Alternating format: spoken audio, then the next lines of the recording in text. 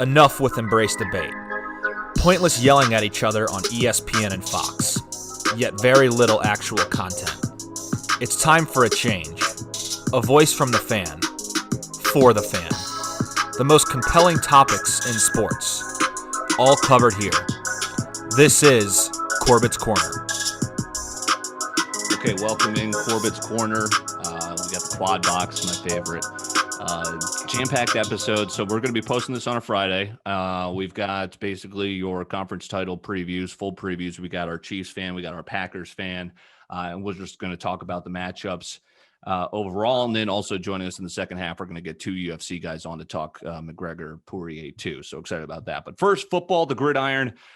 We've got our Packers fan here, Rob Lange, Chiefs fan, Matt Daus, Matt Crusen, yours truly, Dylan Corbett. Let's start with the Packers.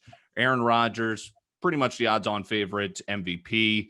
I'm sure that's going to get announced once the award ceremony or whatever is going to happen. But he's got the GOAT. He's got the GOAT coming into Lambeau. What did you think about the win for the Packers? They beat the Rams. I'm sure the bye certainly helped, but you got Tom Brady, who just took out the Saints, and he's looking for glory, isn't he? Yeah, you're right, definitely. I mean, it was an encouraging win. A lot of positive stuff I saw from, the O-line play and the defense. Taking things with a little grain of salt, Goff was playing with a hurt thumb. Yeah. I definitely could tell it definitely affected him. Aaron Donald was not 100%. He normally plays about like 85% of snaps for the Rams. He was down to 55% in that game. Definitely helped, but I don't want to take credit away from the Packers O-line. They played outstanding. I mean, you're seeing a lot of guys stepping up. I mean, Corey Linsley is right now maybe the best center in the NFL. Elgton Jenkins is one of the best, offensive rookie. He could have been, if O-lineman got more attention, like he should have been a contender for offensive rookie of the year last year. He can play anywhere along the line. He's an absolute stud. In his short career as a Packer so far, he's played I had to write this down because it was just so unbelievable. Of course. He's played 671 career pass blocking snaps in Green Bay at Lambeau. He's allowed zero sacks on those dropbacks. He's a stud. Yeah. Billy Turner is kind of the glue guy. He's put him in where you need him, fill-in guy. But obviously we lost Bakhtiari, highest paid O-lineman in the history of football, absolute stud, perennial all-pro. We lost him. I was not pumped about it. Obviously going in worst timing right before the postseason. Yeah. Billy Turner, this guy, he was a liability, frankly, at right guard last season. And now we're plugging him in whichever hole we need filled on that line. And he's making people forget that we even lost Bakhtiari. So that's awesome. You mentioned Rodgers. It's what can you say at this point? I literally just wrote down MVP period. He's 100%. He's playing maybe the best ball of his life. And interestingly enough, I think part of the reason he's found success this year is kind of learning to accept the system, almost becoming a system quarterback. As much I know that's a frowned upon term, but certainly more familiar with it. The last few years under McCarthy, it was all freelance. Last year with LaFleur, it was kind of 1 foot in the door, 1 foot out. This year, he has totally accepted it. You can tell there's a mutual trust between him and LaFleur. Our run game has developed so well with these three backs all taking important snaps now. And because of that, you're seeing a direct effect on the success of Rodgers when he drops back in play action. This season, he's had about the exact same amount of pass attempts out of play action, but he's gone from 4 touchdowns in 2019 to 22 play action touchdowns in 2020. The results are stark. The offense is firing in all cylinders. Right. They look like a buzzsaw, and yeah, the win against the Rams, taking it with the littlest grain of salt, but very encouraging. Got to be feeling good. It's I was shocked to find out this is the first home conference championship game Rodgers will be having. Obviously, a lot for Tom Brady. Matt Daus, were you shocked that he did it again here? I know it was the most public Super Bowl bet, but sportsbooks are really on the hook if he does pull this thing off. Where do you lean this game coming in? Packers, I think it's going to be a snowy night at Lambeau. I wasn't shocked. I would have to go Packers by 3 if I had a bet on it. I just think you watched the Saints in the first round. They didn't look very good. No. Sure, they won 21-9 or 21-11, whatever it ended up. Against the Bears, yeah. After that last, but they didn't look very good. And then, over the weekend, Thomas gets 0 catches. How has that ever happened before? Has he ever left a game without a catch? Well, you saw too that he basically had, I don't know what's going on, where like AJ Brown is tweeting that he was supposed to be out for the year and he played the entire year and made the Pro Bowl. Yeah, on like 2 torn, whatever. Yeah. Justin Fields is going into a tent. He comes out magically and he's just heroically. What's going on? But then you also find out, which credit to like Big Cat and whoever else said it this year, Breeze had a torn. Yeah, that shoulder was gone. Rotator cuff, was that what they said it was? Because they said he had the ribs, which were a little bit earlier on in the year, but he had a rotator cuff, and I believe they said he had plantar fasciitis as well. It's just like, you fucking think, like, you just look at it, you watch him on the field, you're like, oh yeah, like I can definitely tell that something is not right here. Yeah. Big all arm strength is gone for him. Yeah. He's done though, right? So he's retired. They announced, I think. He got, yeah. But I was shocked that they didn't get more short, like dump offs.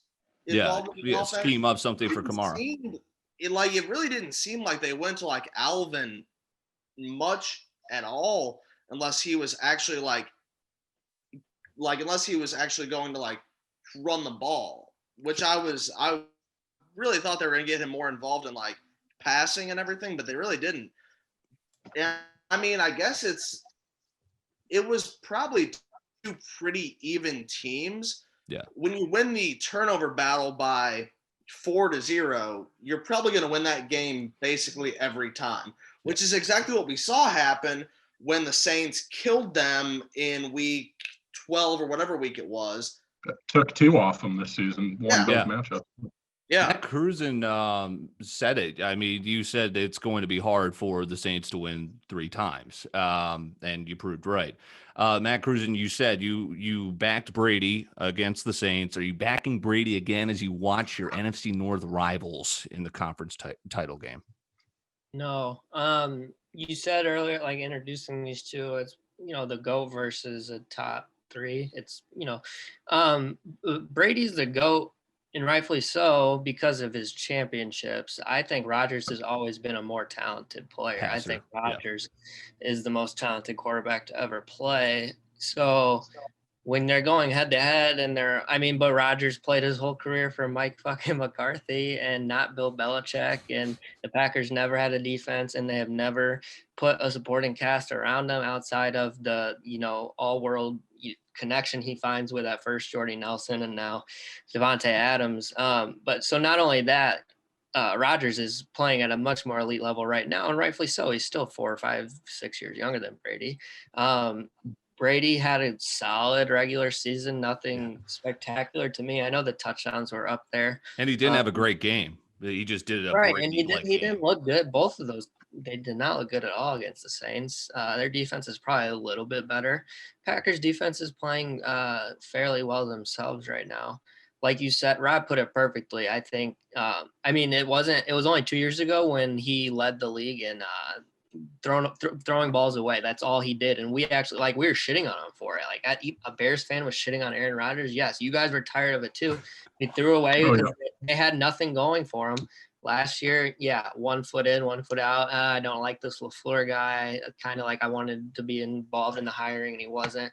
But fuck, he is bought in all the way now. And they're like you said it all, Rob. And then Aaron Jones, doesn't get enough credit. Offensive line clicking on all cylinders. Is it Elgin Jenkins? Like, people think he's going to be a Pro Bowler for several years to come. He's a fantastic jack of all trades there. I was really impressed with him drawing the penalty from when Aaron Donald was in the game early. Got in his face and showed a lot of emotional intelligence and maturity to kind of just let him get that 15 yards and not retaliating. He's a future captain on this team for sure. You might be able to answer this, Rob.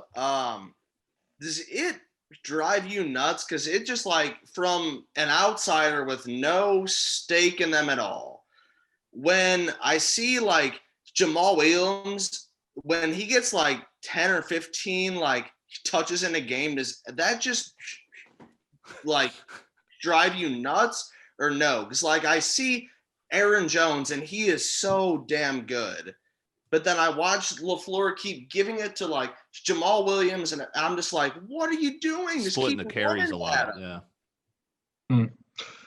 I mean, it depends, I guess. On one hand, I always like getting Jones a few rest snaps, like making sure he's got fresh legs. I mean, Jamal. I mean, it's no question he's a less effective back in pretty much all aspects of the game. I mean, he's miles behind Jones in terms of pass catching ability and also running between the tackles. I think Aaron Jones probably still has a little bit of a leg up on him, but I still think he's a competent back, and depending on the game, he's shown flashes. I think he's competent. He'd be a solid back on a lot of other teams that don't have an Aaron Jones already. Game script, keeping people guessing with who you got out there. It doesn't bother me too much. I'm really encouraged by what AJ Dillon's been showing as of late. The future. He could be a game changer. He's got the size that you can put him in and you can run. And this is what I thought when we drafted him, was that LaFleur wanted to move towards kind of I mean, we got absolutely blown up by the 49ers last year, and Shanahan running those insane run plays, utilizing a fullback when nobody else in the NFL knows how anymore. And Dillon's got the size. He can come in, he can run those plays where he's doing lead blocking, and he can run it himself effectively as more and more as we're seeing.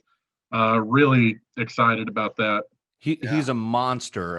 BC shout out, one of the best players in BC history. Yes, sir. He runs downhill. Okay, we'll wrap up Packers Bucks with here are my thoughts on the game. I know I've been saying I am not high on the Packers defense. They've done well. I just think they're a little bit overrated. Because I watched these weapons coming in. Brady's going to, he's fine. That was the game plan against the Saints, right? Once he took the lead, he just handed the ball off, and then that was a total bad beat for people that had the over because they just ran the clock down at the end and took the game. Tons of weapons coming in to Green Bay scares me. So Rodgers is going to have a good game, but here's what's, the Rams defense, they game planned it for it perfectly. You had Aaron Donald coming in. Now you got Devin White. Who's that guy who's got the hyphened name in the cornerback? Murphy Bunting? Yeah. Okay. Carlton Davis is the really good corner. Yeah, so I mean that's a good defense coming in. So aggressive, man. It is fun to watch. I think it's going to be a shootout. I took the over. Let's make a pick here. I've got the Packers as a future. So let's say the Packers get revenge for last year's title game and they go to the Super Bowl because they're at home this year. Yeah, I got Packers. They're gonna win. I don't know if they're gonna win. Matt Daus. I hate to align with everyone else, but Yeah, I mean, chalk. Oh, jeez. Green Bay. But I like your play to the over because, like you said, Tampa Bay's secondary is very, they like to jump routes, so they will get hit over the top occasionally. I think this is going to be in the 30s, like a 30-27 game or something. Yeah. Rob, you said Packers all the way? Yeah, and I think the key to this game is going to be who can put more pressure on the opposing team's quarterback. It's going to be about protecting. It's going to be about protecting 12 for both teams, and getting to the quarterback. And I think the Packers are going to have an edge because I think our O-line is better. I think they've been better all season. I think they're one of the best, if not the best, units in the NFL. And I think Kenny Clark and Rashawn Gary are going to put serious pressure on Brady this whole game. Kenny Clark has been continuing. He's absolutely good. Excellent. Yeah, his career has gotten off to just an outstanding start. And Rashawn Gary hasn't been getting enough press the last couple of weeks. He was the number 1 PFF graded defensive player in the divisional round with the Packers, and he's the highest rated edge rusher PFF grade wise since week 16. This is a guy who, coming out of the draft, everyone said he had lottery pick talent and unlimited potential, but there were worries about character, there were worries about motivation. Last year, he didn't show much. People were already saying bust. And this season, he has turned it around, especially these last few weeks. He has looked unbelievable. I mean, he is looking like he's going to go to his ceiling for sure. And Jair Alexander has turned into a legit island. He's going to take away Mike Evans or Chris Godwin. He's going to take away. You got to pick your poison. Yeah, right. Well, that's the problem with Tampa, right? But Packers Bucks, I will say I did hedge out too because that's the opportunity I've got with the Bucks as a dog. Bill, we got to have a hedging lesson. Thank you. I do suck at it, but I took it there because I had Packers plus 330. I also have Packers to win the Super Bowl 900. I got Packers Chiefs matchup plus 400. I'm sitting pretty, but so I just took a couple of hedge outs. Whose jersey you got on, Rob? This is the Minister of Defense, Reggie White, baby. I love that. Okay, let's go Chiefs Bills. Rest in peace. Over my trash can. Matt Daus, is Mahomes going to play? It looks like he practiced today. He's still in protocol. He's playing. Look, unless he had a leg injury where he was about to die, I think he'd be in this game. I mean, you already saw them on Sunday after the game. Andy was already planting the seeds saying, he looks good. He seems good. All this. The NFL wouldn't let an AFC championship game come down to Chad Henne. No, I'm totally with you on that. Penny Hardaway, baby. There's no way he was never not playing. They got out in front of it from the post-game presser. Yeah. But I float in and out of that fucking degen chat every now and again. And someone yesterday goes, Mahomes is 100% playing 100 according to my sources. Like, okay, you really need sources to fucking determine that one. But and people actually take that seriously. But yeah, no, they I think Reed even said in the post game press I'm not sure he's concussed or something like that. Like it was a neck. Yeah, just getting out because you hear concussion, you think weak at least, but yeah, there's zero chance he's playing. Which is what I will say. When you watch it again, you see he didn't get hit in the head, and his head didn't really hit the ground. Yep. So what they're saying makes sense because if you look at it, he kind of got rolled over on his neck. So maybe something choked him out. I was listening to it on the radio and it was I was hearing it and these guys were discussing. I was like, holy shit. I was like, good God. And then Cleveland almost fucking won that game. No, Yeah. I'm glad you said it because he did not get hit in the head, but he Right. obviously looked concussed as fuck when he stood up. So Yeah. it was all strange. Yeah, it was weird because you watch it right off the bat and you're like, oh my God, he got hit in the head, and then you watch it again, and you're like, no, that was like shoulder. He didn't get hit in the head at all. So what the hell's going on? Because whenever he tried to get up, that was the most. I mean, like America saw that, they were like, "Oh, that's not good." Like they had an angle into his eyes where he didn't know what year it was. Remember when Mason Rudolph got clipped and like he's literally like seizing? Like that was like one of the most horrific things ever. You see people go into that they call it like the fencing position where your arms go out and up. You see it in the UFC all the time. It's like terrifying. You see guys, they just lock up and they like this. Jesus. Yeah. So who do you like? All Chiefs? It's weird. I will say yes, but I will say this. Pat's definitely going to be in the game. I think in the concussion protocol, you have to go through 5 phases. They said he was on phase 4 this afternoon, so I think he knew what time it was. He's improving. Yeah, right. But I do like the Chiefs just because. If you look at everything, Buffalo's a really good team. They are a really good team, and they are playing their best right now. Whenever we had them, it was earlier on the year. I want to say week 6, but I think it was after that. But we totally changed everything up, and we ran the ball right at them, basically the entire game. I don't think that'll work. But here's what I like about this game. The fact that Buffalo is very bad against tight ends. Now, it didn't show last weekend because Lamar was trying to throw the ball in 20, wasn't working. mile-an-hour winds. If you give him, 2 or 3 mile-an-hour winds, that's an issue. But 20's bad. Yeah. They were not good against them. Kelsey put up 110-ish this last weekend. I mean, the guy's just 8 catches, 110, and a touchdown. He's automatic. That's casual. Just another day for him.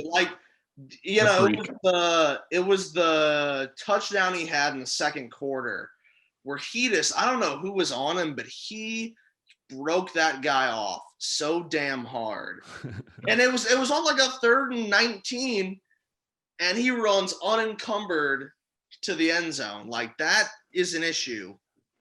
He does things at the tight end position that you shouldn't be able to do. Yeah. In terms of Chiefs Bills, I like to always think there's a gatekeeper. 2 years ago, Tom Brady was the gatekeeper when it was basically an offsides call away from Mahomes going, but Brady stopped him. So I think it's another thing where Josh Allen. Lamar Jackson got his first playoff win this year. Josh Allen did. He got 2 in a row. It helped having a home game and having fans, I think. So I think Kansas City, who's had fans since week 1 throughout, which has been, crucial. So I think that's going to be key. I like the Chiefs again. I hedged out too. I need a lesson in hedging. Bills are the dog. What do you think of that number? And Chiefs, I will say I'm scared about the Bucks. I don't know if you guys pay attention to Football Power Index or whatnot, but geez, they've got the Bucks ranked the highest because that offense is, not over the top, but it's Brady with weapons and that defense fucking plays. Yeah. So I'm going I will go Chiefs Packers though. Matt Crusen. I think Chiefs Packers is too obvious, so something else is going to happen. It's going to either the Bucks or Bills will be in it. I don't know who, but it's going to happen. They're both too good at teams to, as good as the Packers are and as good as the Chiefs are. Maybe it's the Chiefs. Maybe Mahomes does. I don't know. Maybe something's not right with them. It doesn't seem possible that he would lose. I don't know. Josh Allen's pretty damn good himself. I don't know. It should be a good day of football, though. That's for sure. Finish us off, Bobby Light. Yeah, I'm going to go Chiefs Packers. But I will say the Bills. There's still no team that I want to play less than the Chiefs. I do not want to run into the Chiefs, but I will say that the Bills, they scare me in a different way than the Chiefs do. The Chiefs are, what you're getting. in a certain way, a known quantity. The Bills they're like anarchy. You just don't know what's going to happen when they step on the field. Josh Allen can throw 60-yard bombs on the run. Stephon Diggs is an absolute animal this season. And I don't know. I'm real worried to play either of those teams, but I'm going to take the Chiefs and the Packers. Chalk. The two best QBs left. It's going to be good, and probably a couple of MVPs, right? Matt Daus, you said Packers Chiefs as well. Yeah. And here's what I think. I think the fact that the Bills can't really run the ball, which is kind of the Chiefs. You watch it right after Mahomes got hurt. They've got in the back pocket. Cleveland ran down our throats. And what I said right after that is, all right, so it's 22-17, defense talks a big game. Tyrann Mathieu, all those guys they love to talk. They're going to have to pick it up right now, and that's exactly what they did. Buffalo can't really run the ball, which I think benefits us, and the X factor is going to be Sammy Watkins. If he is able to go in this game, all I'm saying. No, I'm with you as an X factor. Texans, he had 7 for 115 touchdown. Niners 5 for 98. Texans in the divisional round he had 2 for 75. But if he is actually able to go, it just adds one more guy out there that you can't cover because you don't have enough guys. So I'll go Chiefs, Packers as well. Yeah, I like that. Again, I was being serious too. Sammy Watkins, he shows up on the postseason stage. Okay, that does it. Corbet's Corner, Rob Lange, Matt Daus, Matt Crusen, I'm Dylan Corbett. Appreciate your guys' time. I think this is going to be entertaining for listeners, and we'll wrap it up with some UFC. McGregor-Pourier 2. That's right now. Thanks, boys. All right, welcome in. You just heard our breakdown of the NFC and the AFC Conference Championships. This is going to be dropping on a Friday. Had to touch on the UFC fights. I've been jacked for it for a week. It's McGregor-Pourier 2. And I got 2 guys on here. So my friends aren't UFC guys. And I was just talking with Jake Weiss, my brother-in-law. How about that? Tyler Raineri. My friends aren't UFC guys, and I was telling Jake that the pandemic, obviously they were the first sport back, and I fell in love with it. I'm obsessed now. So what is it? We'll start with you, Tyler. What is it about this sport? Because you've been into it for quite some time, right? Since its inception. I believe they first were founded in the late 90s, if I'm not mistaken. That's right. No, I've been doing martial arts for probably 10 years now. Huge fan of the UFC, huge fan of kickboxing, Muay Thai, wrestling, jiu-jitsu. I love it all. And then we got Jake Weiss, who's my buddy. He's actually a wrestler himself. Oh, okay. So what was your style? Were you a little bit more kickboxer, boxer?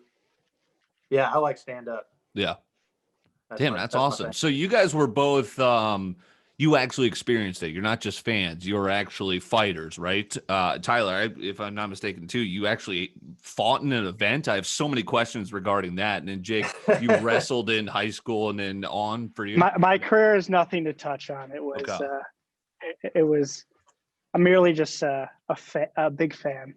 So you like the wrestling aspect because, you get the fans that are like, don't stomp at the guy's toe. Don't wrestle on the ground. Don't be Daniel Cormier.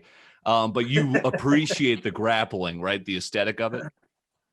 Yeah. The aesthetic of wrestling is something I definitely appreciate. I think that it's lost on the casual fan how difficult it really is to control somebody else's body, to actually grapple with somebody is probably one of the most difficult things you can do.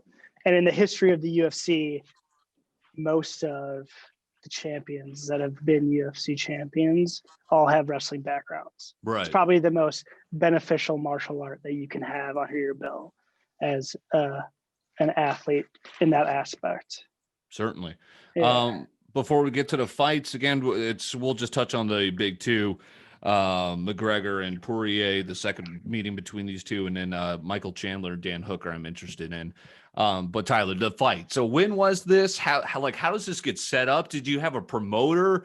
Tell me everything about this event where you fought in an MMA match. No, it was kickboxing. Okay. So no, I was training at a gym. But you actually fought someone. Like, talk to me about being in the ring and just kind of like being like, okay, one of these guys is going to win this fight. Yeah, no, I mean, it's definitely nerve-wracking. I got a call the night before my first kickboxing fight, pretty much, hey, you want to go tomorrow? And it was like, well, shit, let's go. Yeah. Actually, Jake's fought in a kickboxing fight too. Okay. So yeah, mine wasn't as exciting as Tyler's. Well, what were the outcomes here? Yeah, spoil us. I got the shit kicked out of me for 3 rounds. No way. But no, I didn't get the shit kicked out of me. It was a fun fight. So you finished? Was it decision or yes, TKO action? Decision. Yeah, it's decision. Tyler, how about you? Decision. Okay. Did you win? So I did win. Wow. So why'd you guys stop? Just one and done for both of you? Yeah. For true competition, but no, I still train and like I sparred at the gym consistently for years after, but I just didn't. Right. No. I don't get paid enough money to keep getting punched in the head. What they say, Dylan, is you don't play fighting, you don't play boxing. Yeah, no kidding. Right. It's just not. There's a lot more that goes into it. That's fascinating to me. Okay, let's get into the fights. So McGregor-Pourier, you're a huge McGregor guy, are you not, Tyler? Dude, I'm a big McGregor fan. I'm a big Poirier fan too, though. Really? Okay, so you're torn? Yeah. No, what are your thoughts about the fight? I mean, I think it's gonna be a banger. I think it's gonna be a lot of stand up, and I think that McGregor's got the edge on the feet. Honestly, I think he's rangier than Dustin. I think Dustin likes to stay in the pocket and honestly get in a brawl, and I think McGregor moves too well and avoids those situations and has good angles, and he's got obviously knockout power. So I think I got to give the edge to McGregor, but I think I'm excited to see if Dustin's chin is as strong as it has been in his last fights, because he can take a shot. So if he can weather the storm, he might be able to take him into deep rounds, and that's where it'll get exciting. McGregor's a 3-1 favorite right now. Again, he took him out super early in the first matchup. How long do you think this one's going, Jake? It's an interesting question. We were talking about it earlier. I think that how Poirier fought in the Holloway fight, if he can kind of fight like that against Connor's got really good distance control, just like Max does. So if he can fight that way and kind of control the pace of the fight, you can see a fight go the distance, at least into the later rounds. You know, Connor historically, if you drag him past the third round, loses some oomph to his punches. So if you can get the best breaking point of the first 10 minutes, you're probably looking at a better fight than if Connor can just step in there and throw a hook and end it again. And it's been a while since, obviously, a couple of years since their last fight. And a totally different weight class. Exactly. What do you make of Tyler? His layoff, he's retiring here, he's retiring there. Everyone eventually comes back anyway for a paycheck. But he came back in, what was it, 2018 now? It seems like an eternity ago. And they just slugged in there Donald Cowboy Cerrone, and he just wastes him away in the first round. But this is going to be a real challenge, right? Yeah, no, I think that this is going to be a lot closer fight. Cerrone historically chokes when it comes to the big event. Oh, And my I God. Yeah. It was like, what, I think- 17 seconds? Something crazy. Yeah, it's crazy. He goes on these, Cerrone, he has these legendary runs, and then he gets to the big one, and he just can't. He just chokes under the pressure, honestly. But I think Dustin is just a straight dog, and I think he wants this one. I think he's going to fight like a champion, so it's going to be exciting. I personally think also that not having the crowd there, the Connor crowd, the real hype behind it, And could he's done actually it already be, before, right? He's experienced it. Yeah, and Connor hasn't. Yeah, and so there's going to be nobody there, and I think that changes a fight against Conor McGregor, because part of the struggle against fighting him is that it's pandemonium. Oh yeah, Constantly. It throws a wedge in your routine, because it's press conference after press conference, it's commercial, it's fucking crazy crowds, it's insane. And so when you're not used to that, it can throw you off. It can, like Cowboy, he's historic. I think he has probably the most wins one of the most wins in the UFC, right? Oh yeah, longevity. He's just longevity wise. But every time there's a big fight and there's a large crowd, can't handle it. Sure. So it would be interesting to see Connor fight without a crowd there. I think it's going to make things a little different. I'm jacked up. It's going to be an awesome day of fights all day and night Saturday. Okay, let's get to the co-main. So this is Michael Chandler coming from Bellator, light heavyweight champion, I believe, over there. And Dan Hooker, who was riding high, and then he just got clipped by guess who? Dustin Poirier, most recently. A pandemic fight, so he has been at this kind of with no crowd at this level before.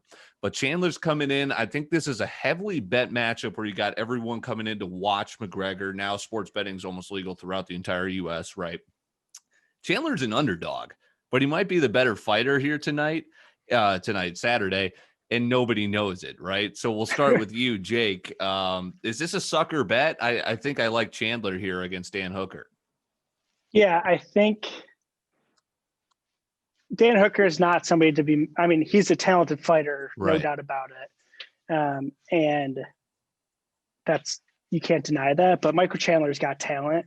Now, his talent base that he's been fighting against, the light heavyweight division in Bellator is probably their best division with the most talent, one of. And so I think that he's probably, in my opinion, I think that he pulls it off and he wins probably in a decent fashion would be my guess.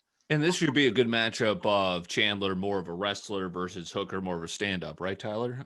Who do you think has the edge possibly here?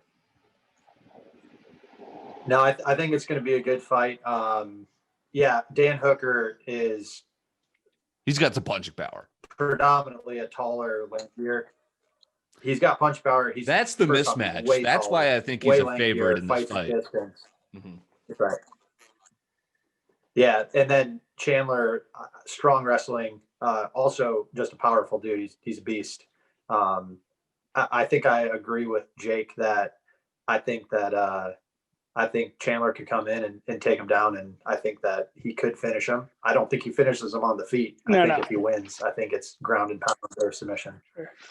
The exciting thing about it is if Chandler does win, it throws like a new player in this this lightweight division right now in the UFC, which is already where a would you stacked slot division. him in if he wins, if he loses? Yeah, it's already a stacked division. So now you got Chandler, and you got Tony's still out in the wings. You got Khabib possibly coming back. Connor wins this fight. You could do the two of them. You could do him and Khabib. You got Nate Diaz, who really is just like chirping from the outline, like who really cares, but everybody cares kind of thing, Yeah.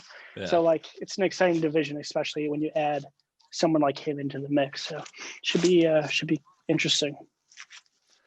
I'm again. So this is Jake Weiss, Tyler Raineri. I'm Dylan Corbett. UFC Conor McGregor facing Poirier for the second time. Big, huge fight card coming up this Saturday. I had a question. I'm filibustering because I forgot what I was going to ask, but okay, here it is. So you guys know a little bit more about Bellator. So I've heard about this guy, Dylan. Is it Dylan Danis or? Sure, Dylan Danis, yeah. Might as well be, right. What's the story about this guy? Because I saw an insane hype video of him. Like he's insane at jiu-jitsu, right? Is he this next up and comer? Insane is well, it was his hype video, relative. So yeah, you must have. Relative statement. I don't think he's really accomplished much in the jiu-jitsu world. Like I at the what's it called? What's the big tournament? Can't remember what it's called. Anyways, sure. He hasn't done much, but is he a big draw? Like a guy that has a good following? He's on Connor's team. He trains. Okay. All right. Well, there you go. Yeah, I did not realize that. What do you guys make of these YouTube fighters? Jake Paul. I mean, is it Logan Paul is somehow fighting the best fighter we've ever seen at boxing, like ever, and he's 0-1-1 professionally. Like, what? How are we that much of a sucker? I mean, I'm gonna watch it, of course, but everyone's gonna watch it. Why wouldn't you? Yeah, it's crazy. Shit. All right. That's a good place to end it. Tyler Raineri, Jake Weiss, I'm Dylan Corbett. We're jacked. Saturday, we've got the fights. We'll be posting this on a Friday. We do appreciate it. Subscribe wherever you get your podcasts, and we will talk to you next week.